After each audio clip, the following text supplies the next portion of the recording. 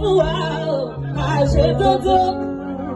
ẹ̀yà ẹ̀dì kíkiri ojú ogun wàrà ní táwùdì ní tábì húdánì ọlọ́run orí mọ́ládé ọlọ́run sábà bílẹ̀ wà ṣọ́fà ọlọ́run bàbá lọ́la ọlọ́run prophet Muhammad sallallahu alaihi wasallam gbogbo yín pátá ni mo kí pátá ẹ̀rí ẹni máa jẹ̀ mú dìde o nítorí ọlọ́mí lẹ́kọ̀ọ́ yá yìí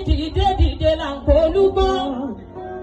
nítorí ọlọ́mí lẹ́kọ̀ọ́ yá yìí dìde là mọ́ parẹ́ sá òbájá gbéra nílẹ̀ kó dìde abẹ́rí ọ ọba jàmọ́ máa lá o ọba jàmọ́ fi ti ìbọn ṣe ọlọ́wọ́ gbọ́gbọ́ tí ń yọmọ rẹ̀ nínú òfin 2027 kò sẹ́ni ní gbàgàtà lọ́wọ́ àkìtì láéláé o èèlì dání nà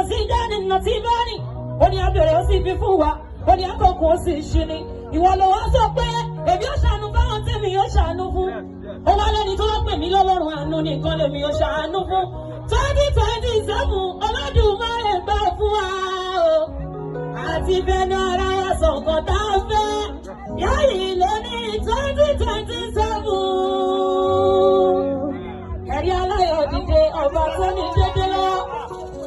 Ranina barikadina nitadina mudanina sijanina ibiri. Àṣẹ wákàtí méjì káwáyé. Àṣẹ oṣù Ramadanu pẹ̀lú oṣù Lent. Kò dìde ní